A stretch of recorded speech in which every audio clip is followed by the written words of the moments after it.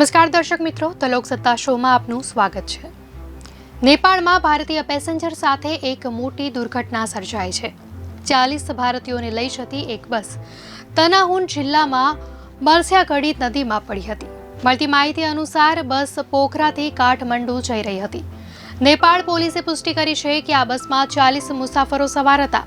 મળતી માહિતી મુજબ UPFT 7623 નંબર ધરાવતી આ બસ નદીમાં ખાબકવાથી 14 જેટલા મુસાફરોએ જીવ ગુમાવ્યો છે, જ્યારે 15 લોકો ઘાયલ છે। હજુ સુધી મુસાફરોની ઓળખ થઈ શકી નથી। આર્મ્ડ પોલીસ ફોર્સના પ્રવક્તાના જણાવ્યા મુજબ 14 મૃતદેહો મળી આવ્યા છે। જિલ્લા પોલીસ કાર્યાલય તનહુના ડીએસપી દીપકુમાર રાયે જાણકારી આપી છે કે UPFT 7623 નંબર પ્લેટવાળી બસ નદીમાં ખાબકી અને નદીના કિનારે પડી છે।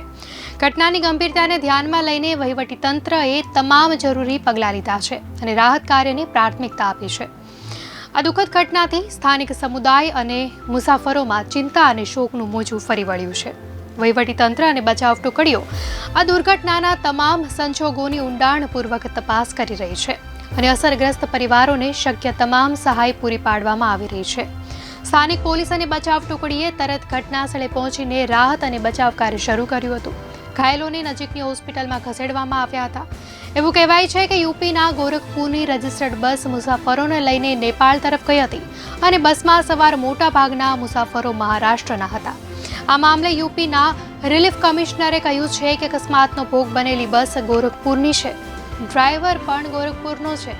નેપાળ પ્રશાસન સાથે સંપર્ક કરીને ભાળ મેળવવામાં આવી રહી છે કે બસમાં યુપીના કેટલા લોકો સવાર હતા। મહત્વનું છે કે નેપાળમાં 1 મહિના પહેલા જુલાઈમાં પણ 2 બસ ત્રિશુલી નદીમાં ખાબકી હતી। બંને બસોમાં થઈને કુલ 65 લોકો સવાર હતા અને ઘણા લોકો તો તણાઈ પણ ગયા હતા। દર્શક મિત્રો, આ દુઃખદ ઘટનાને લઈને આપની શું પ્રતિક્રિયા છે, ચોક્કસથી જણાવશો।